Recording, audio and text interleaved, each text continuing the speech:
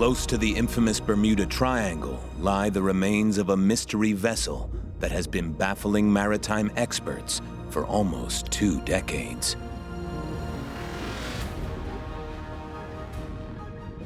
What we don't know, the name of the vessel, what happened to the crew.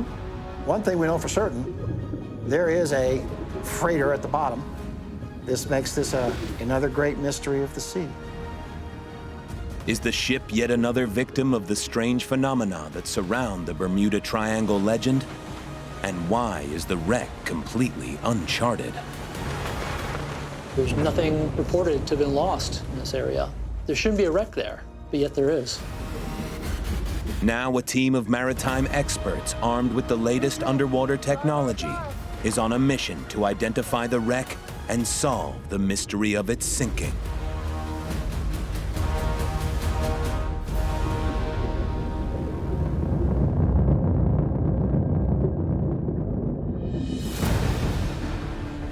The seas and oceans of the world are filled with mysteries, lost ships and lost lives.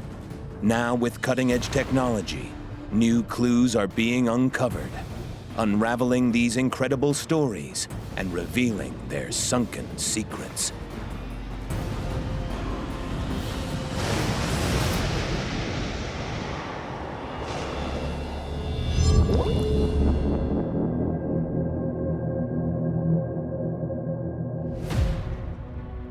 Along the coastline of Florida, more than 5,000 known shipwrecks litter the ocean bed.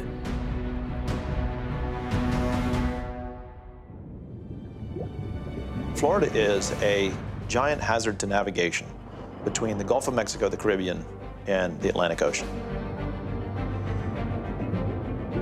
In over 4 centuries of historic shipping around Florida, hundreds of vessels have wrecked on our reefs, in our dangerous inlets, and on our beaches. These shipwrecks are time capsules preserved in the sand below the seas. But for one of these wrecks, there is no record. It simply should not exist. It's a large vessel. It should be really easy to identify, but yet over 20 years, it's thwarted all my attempts, and it's really starting to just be a thorn in my side. Michael Barnett is an underwater explorer who for 30 years has been discovering, diving, and identifying shipwrecks all around the world.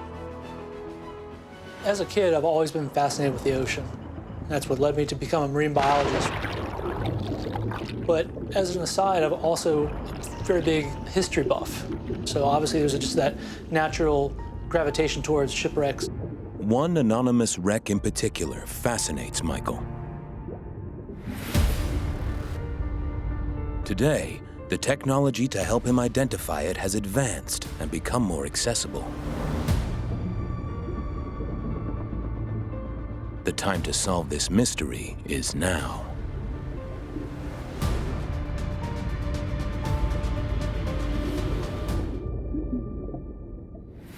One theory at the top of the list is that the wreck is one of many missing ships that traveled through the Bermuda Triangle.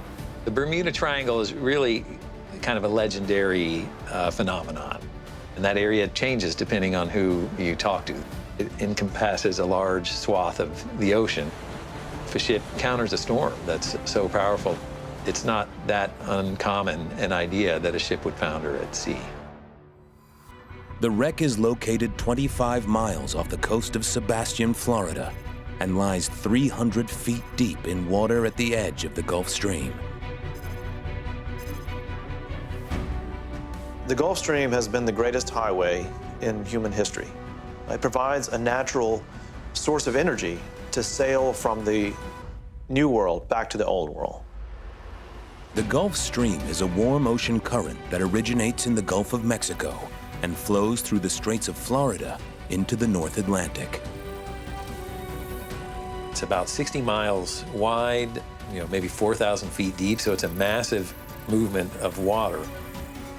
Could this movement have carried a wreck that passed through the Bermuda Triangle to its current resting place? It's something you put your ship in if you're sailing from the south to the north, and it gives you an extra push. You save fuel, you save time. But while the area continues to be a crucial part of ocean travel today, it comes with dangers. The warm water intensifies hurricanes and tropical storms, creating a raft of potentially lethal conditions. Could treacherous weather have played a part in this ship's sinking?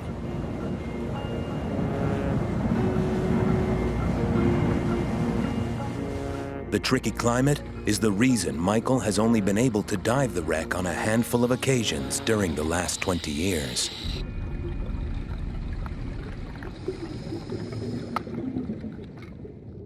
We were struck because it's sitting bolt upright on the bottom, almost like a ghost ship. This looks like it's just steaming along the bottom. Very skeletal, though. There's areas where the hull plates have dropped away. It looks similar to what someone would imagine in a Hollywood movie. There are no visible markings left on the wreck that would identify it. But what Michael has established from previous dives is that it appears to be a steel freighter from the 20th century, measuring roughly 270 to 300 feet in length.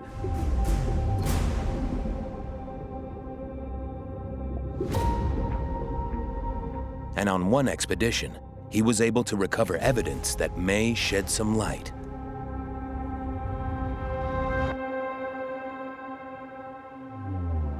So the wreck has fallen apart over the years since we've been visiting her, but we have seen quite a few clues. Found this one shard of china that was manufactured by the Shenango China Company in Newcastle, Pennsylvania, which indicates potentially this vessel was American in origin. Shenango China operated for over 90 years from 1901, but Michael has determined that the maker's mark on the back of the plate dates its year of manufacture to 1912. He also found another interesting artifact that may help identify the date of its sinking.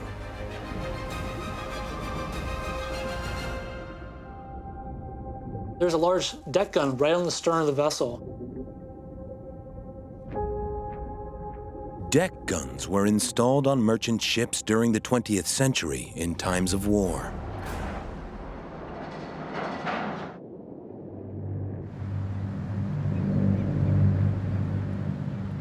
Michael has sent the footage of the deck gun to Bill Kismick, the director of the American Victory Museum, in the hope that he can date the gun more accurately.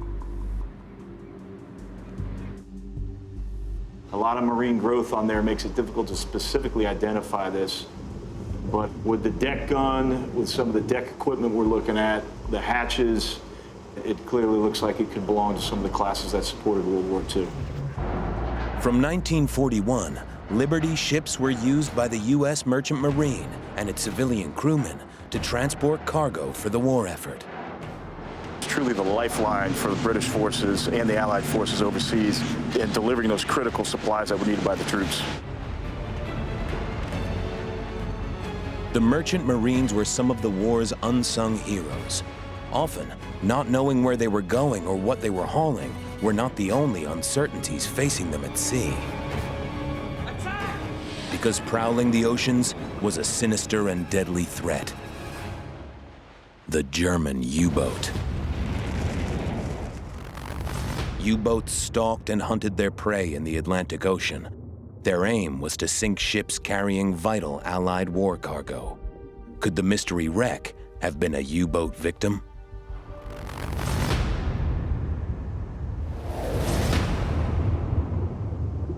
The way the anchor is placed and the way the bow of the ship, kind of its cut, looks of that era.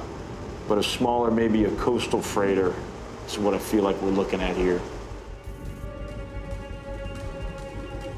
It seems that the mystery wreck was built to travel only along the U.S. shoreline.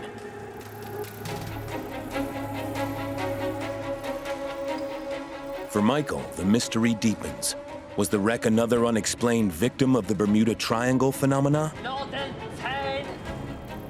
Could it have been sunk by German U-boats?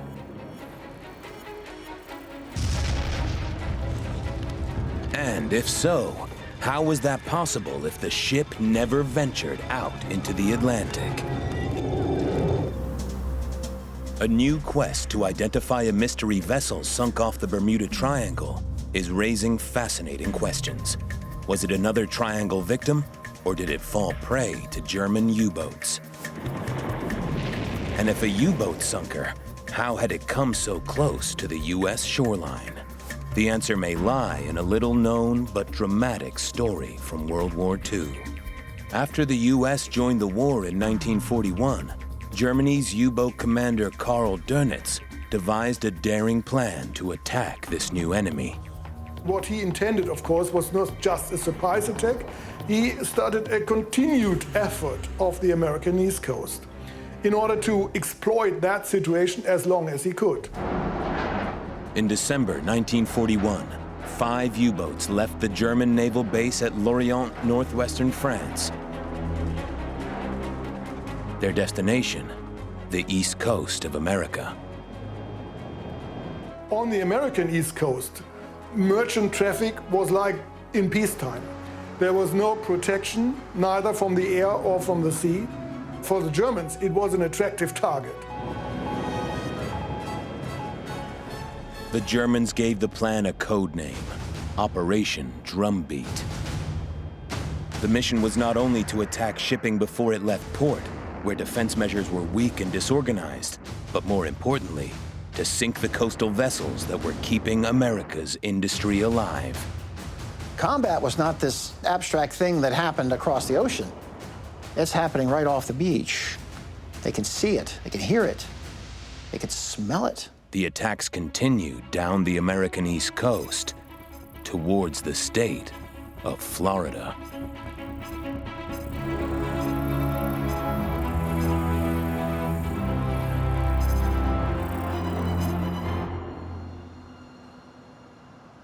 This was a battleground. These tranquil waters were filled with German submarines on the hunt, freighters and tankers trying to escape a fiery end. By the end of the Second World War, a total of 24 merchant vessels had been sunk by U-boats off the coast of Florida. But none of them matched the description of Michael's mystery wreck. There's no information indicating any vessel should have been sunk within 20 to 30 miles of this location.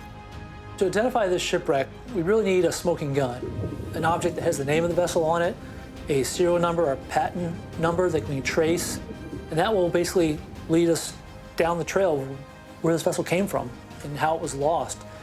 And in doing so, I think we're actually going to potentially change history because this vessel does not belong here.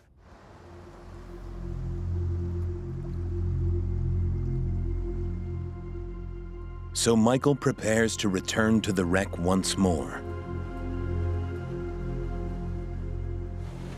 He's joined by his trusted diving partner, Joe Satelli, and this time, he's also enlisted Quincy Andrews, who brings with him state-of-the-art technology.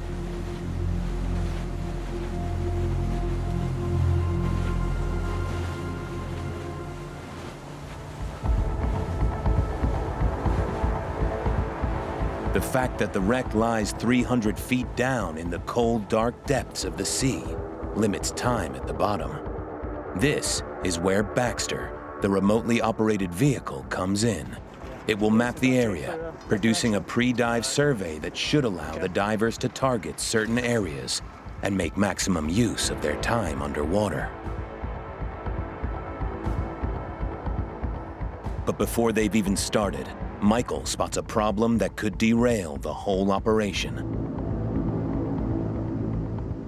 A potentially violent storm has started to form on the horizon, and it appears to be headed straight for them. In the region of the Bermuda Triangle, off the coast of Florida, a dive team is going underwater to try and identify the remains of a wreck that has baffled experts.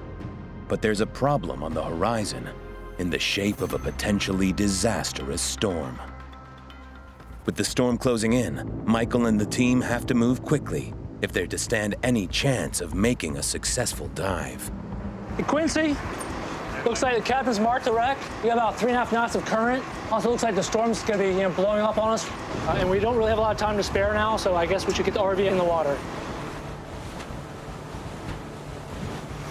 Stand by. 870 feet. Throwing the ROV.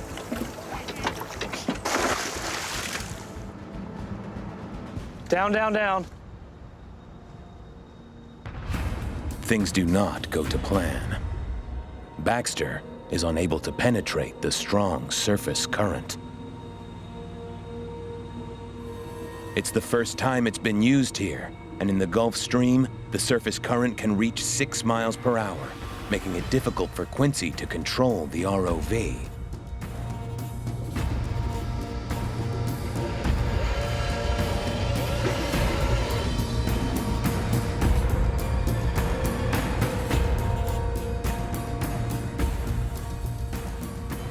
With the storm looking like it's getting closer, the team have a decision to make.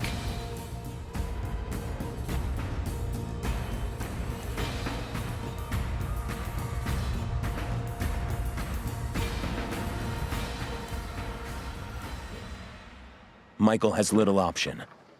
He has to call off the dive.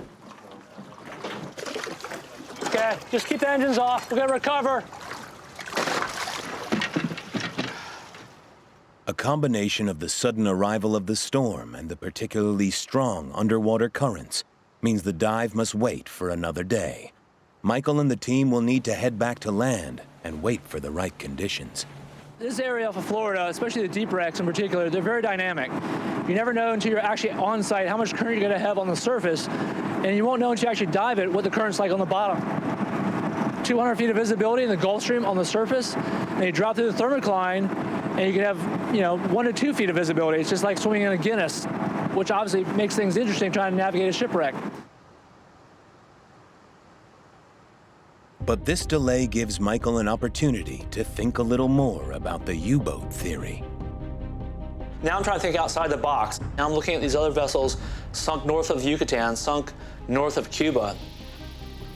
Those kind of vessels I need to pay closer attention to. It's possible the vessel could have floated north with the Gulf Stream and eventually come to rest off Sebastian Inlet a day later. Could it be that this ship's sinking is unrecorded because of the embarrassment surrounding Operation Drumbeat? Not for Germany, but for America.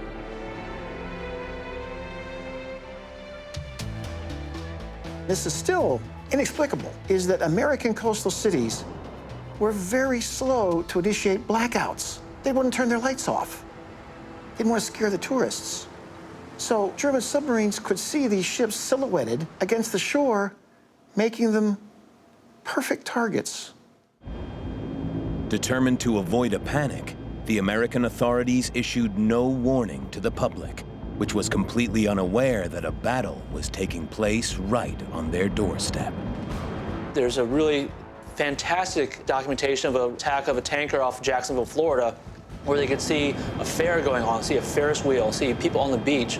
So again, we did not think the U-boats could touch us. Having exhausted all known records on land, it's clear to Michael that he will need to locate some hard physical evidence.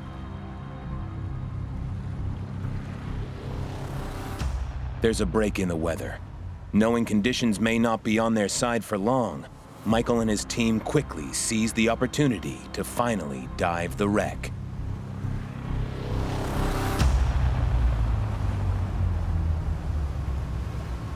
So it looks like we definitely have over 3 knots, maybe 3.5 knots. So current is definitely smoking. We're definitely on the edge of the Gulf Stream. The rapid currents of the Gulf Stream make it impossible for them to drop anchor, so diving straight down on top of the wreck is not an option. Instead, they will have to perform a negative entry dive, otherwise known as a hot drop. This is really akin to skydiving because you're basically launching, away from the wreck and trying to use the current to guide you right into, like wind would guide you into your landing spot. And it's all in the skill of the captain. Yeah. The plan is to enter the water south of the wreck, and instead of fighting against the current, they will use it to drift to the target as they descend. Their timing will need to be perfect, or they'll risk missing the wreck. All right, I guess we need to start suiting up. All right, ready to go. Sounds good.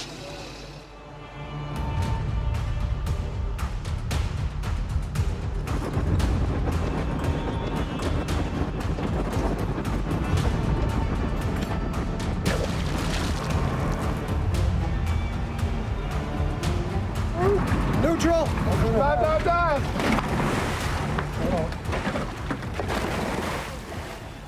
Working with the currents, they begin their descent.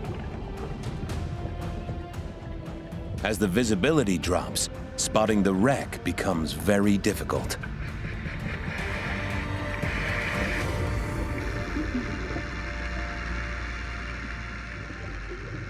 But at 300 feet, they spot their target.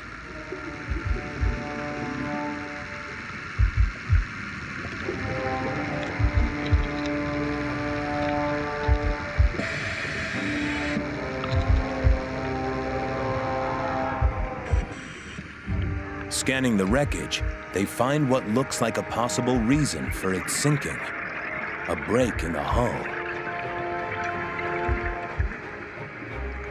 But what could have caused it?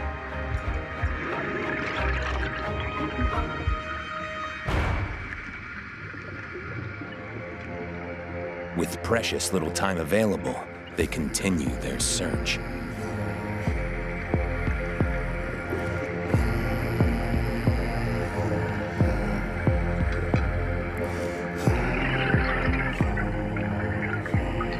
Within moments, Michael frantically signals to Joe.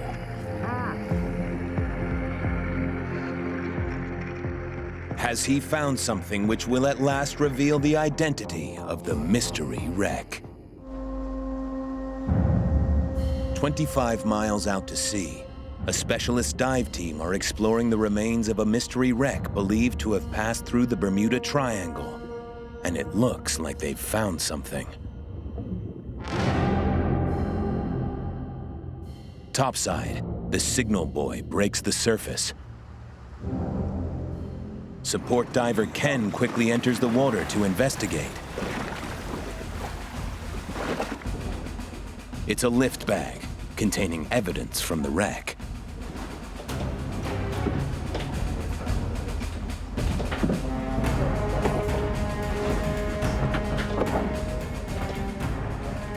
Back at the bottom, Michael and Joe scramble to retrieve a serial number from the deck gun.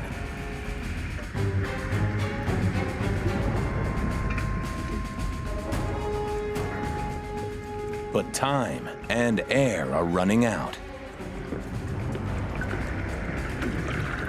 They have to abandon and begin to resurface. On deck, the rest of the team are eager to find out what they have discovered. First to come back up is Joe. But something has gone wrong. When we left, we hit black water. Yeah. And we were probably 5 feet apart, couldn't see each other.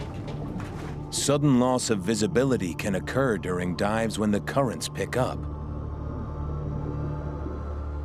That's how Joe lost contact with Michael, who hasn't resurfaced.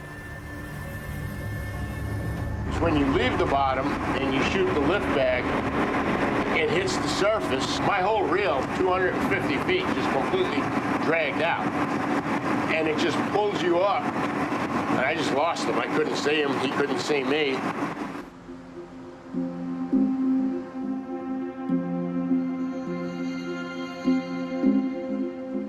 It's proof of the dangerous threat posed by the strong current.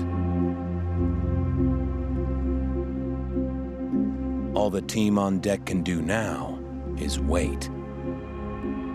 But time is running out. Guys, if you notice, we have a storm coming in, and there's been lightning flashes over there, so as soon as he comes in, we should be heading back in so we can avoid it. We'll try to go around it. If the storm hits while Michael is still below, it could be disastrous. Choppy water and lightning strikes all pose very real, dangerous threats. The team at the top anxiously look out for Michael.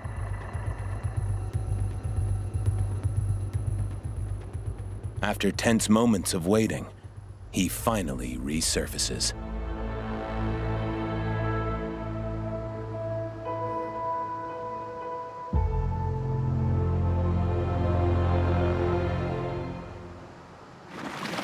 Wow, good dive. Excellent dive. Chilly dive. Yeah. On the starboard side, you can see where it broke down, and then also it seems like there's a big breach. Right. I mean, massive gaping hole in the side of the hull, which, I mean, I don't know, that could be, look like it could be a torpedo.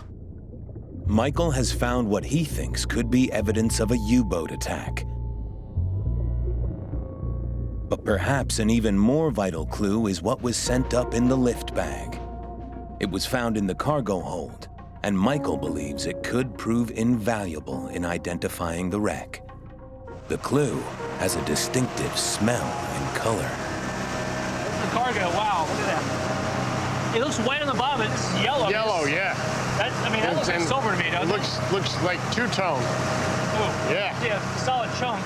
In the early and mid-20th century, sulfur production was big business around the Gulf Coast. An important commodity which was transported from Texas all the way up the East Coast. If what they've found is sulfur, it'll narrow down the list of possible ships the wreck could be.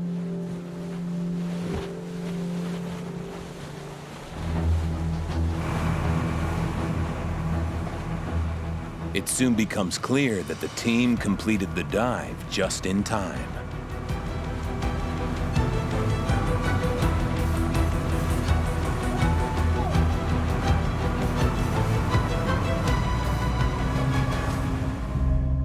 Axel Niestel is an expert in World War II-era German U-boats. Michael has sent him footage of the breach in the Bermuda Triangle mystery wreck's hull. Could she have been a victim of Operation Drumbeat?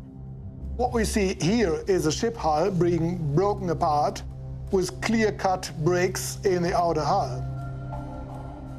There's no indication for a torpedo explosion, and that leaves us to the conclusion that it is probably not a victim from a German U-boat.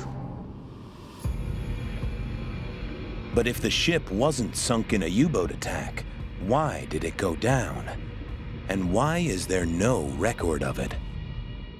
All hopes of identifying the mysterious Bermuda Triangle shipwreck now lie on one last piece of evidence. A dive team is trying to identify a mysterious wreck that may have passed through the infamous Bermuda Triangle. The theory that it was sunk by a German U-boat now seems highly unlikely, but a hazardous dive succeeded in producing a final piece of evidence.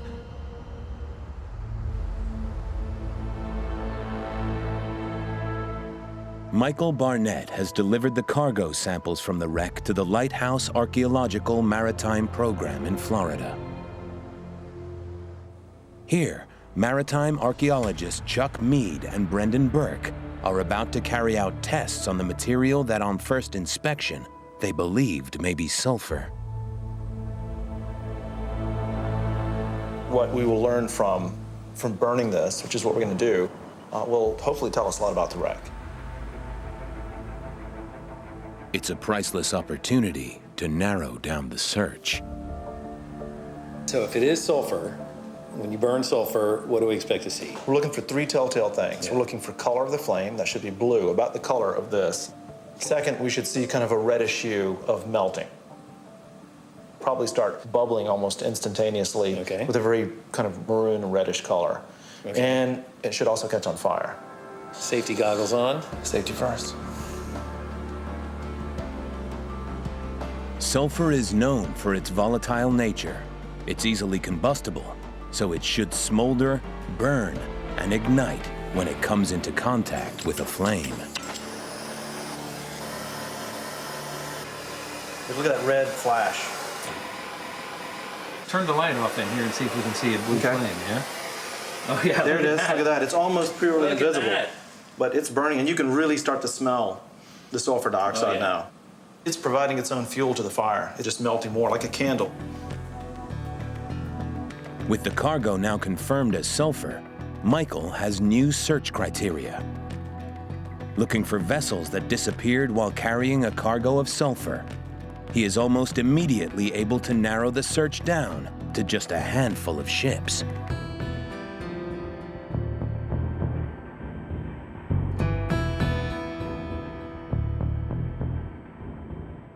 Suddenly, Michael notices something. Came across this one vessel called the Hewitt. It was carrying sulfur as well, and it had a deck gun for World War I for protection against U-boats in the First World War.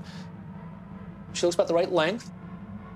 Looking at all the dimensions and the characteristics of this vessel, it kind of has that vibe of our mystery wreck. In 1921, the SS Hewitt was carrying a cargo of sulfur from Port Arthur, Texas, to Portland in Maine. But it never arrived at its final destination, and it vanished without a trace. Its planned route would have taken it through the Gulf Stream and the area of the Bermuda Triangle. It seems as if Michael has identified his wreck, but something's still not right. Kept digging at this, I realized that it was actually probably lost much further north than our mystery wreck. There was a radio report off Jacksonville, so they'd already passed through our area of interest.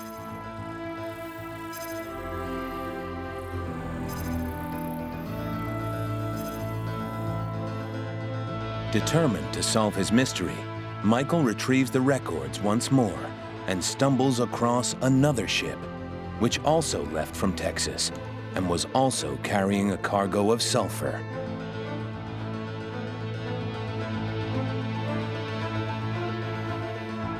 The MV Sonora.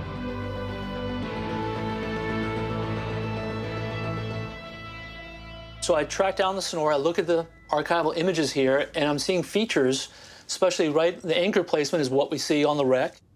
I'm seeing there's a scupper, a small hole just above the anchor hawse pipe where they give 10 lines and things like that. And it matches up exactly in our archival photo of our vessel, the Sonora, earlier in her career in the wreck. I mean, you see that feature, it is almost like a fingerprint that's almost identical.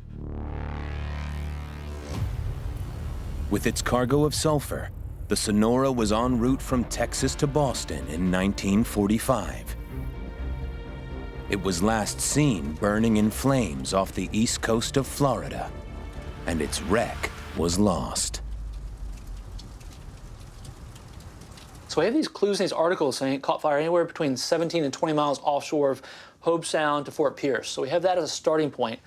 I need to look at the map here to see where that falls proximity to our mystery wreck.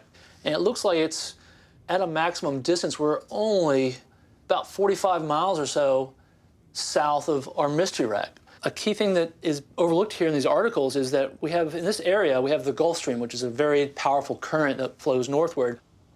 This could carry it exactly to where our mystery wreck is. The Sonora was in operation during World War II. And it was also fitted with a deck gun. Could this be the Bermuda Triangle mystery ship Michael has been looking for? A dive team headed by underwater explorer Michael Barnett is searching for a Bermuda Triangle mystery wreck. The search has led them to a ship called the MV Sonora, which disappeared in World War II while carrying a cargo of sulfur. But there is a discrepancy.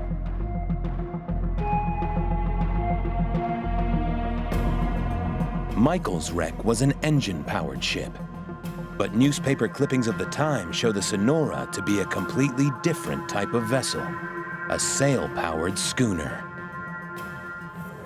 Schooner laden with sulfur burns sinks. Burning schooner sinks. When you think schooner, you think of sailing vessel. Confusing. Despite the fact that the Sonora was reported to be a schooner, Michael is convinced that he has found his ship. In order to confirm his hunch, he has tracked down a copy of the Sonora's building plans and has come to meet with Chuck and Brendan at LAMP. They begin by viewing the footage captured by the team on their dive. Michael is hoping that the layout of the wreck will match with the plans of the Sonora.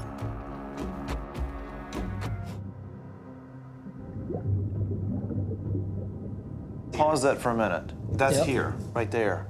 And then where the crack is, I think we've got right in there. Right there. All right, so yeah. that's the first portal. That's here. Okay. So that's where our You crack can actually is. see the holes, the bolt You holes. can, for yeah, the, yep, the backing exactly. plate. Here is the after cargo hold, that bulkhead right here. So machinery space is back in here, right on the rack, which happens to be right at the bulkhead. Everything they are seeing on the wreck seems to match. We also see that there was a strake sticking out up here, and that's strake S, right below.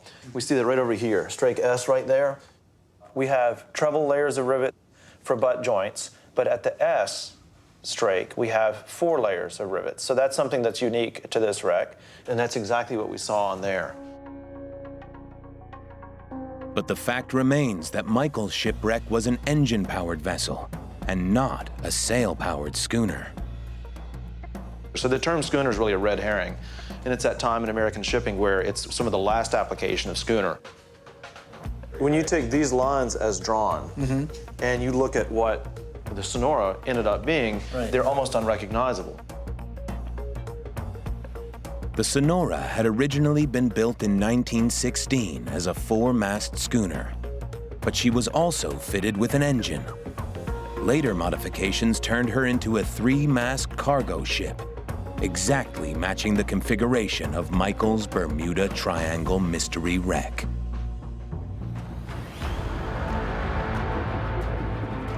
Is this enough for Michael to have conclusively proved that his wreck is the Sonora? Is a cargo of sulfur, highly flammable, that's just waiting to catch fire.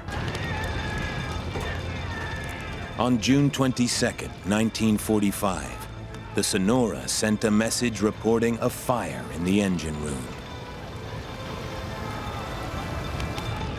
And at some point, the heat from the engine room fire causes that bulkhead to possibly fail, and the sulfur now catches on fire. But is there any evidence on the wreck that shows that there was a fire before it sunk? The sulfur retrieved by the team came from the forward and center cargo holds. The rear cargo hold, where the fire would have started, was empty.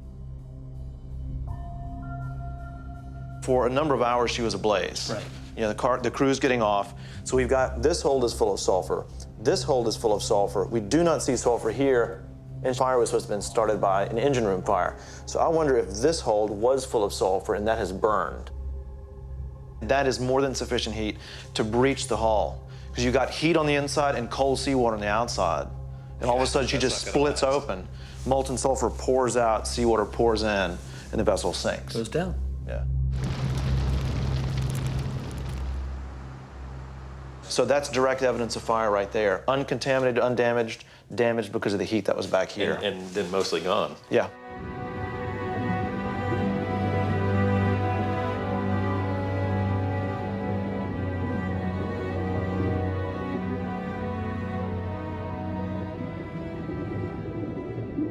So here we have the ocean, Florida on the west side, and the approximate location of the Gulf Stream is right there, where we got a plane that spots Sonora on fire June 22nd. 16 hours later, drifting northwards at about 3 knots, being pushed by the Gulf Stream, and we can see that on this nautical chart right here. Yeah, where those black arrows are, that's the force shoving her to the north. Then at 9:25 on June 23rd, Sonora cracks wide open, full of flames, fills with seawater, and sinks to the bottom. Yeah. Based on time, distance, and speed, it puts it right where the mystery wreck is. It certainly does. Mike, I think there's no question. The construction features we've seen, the things we see on the seafloor, the sequence of the fire and how we can tell the different compartments, how the sulfur is burning at different stages, the location of the wreck. This is it. I think you've solved the mystery. I mean, this is the Sonora, it's got to be. So Congratulations. That's fantastic news. I mean, we've been working at this for 19 years. I mean, it's nice to finally wrap this one up. Another mystery solved. Michael fills out the official shipwreck identification form, a very satisfying conclusion to nearly 2 decades of research and investigation.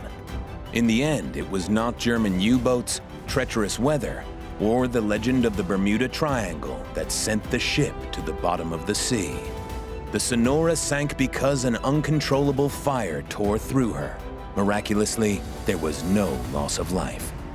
In my career, I've been fortunate enough to dive quite a few historical shipwrecks, and many of them with a lot of loss of life. In this instance, though, the wreck of the Sonora, all we have is the grave of a ship. Everyone was rescued, there's no loss of life, which is quite unique in most shipwreck tales. The ship still went down, but everyone was rescued and lived to get home to their loved ones.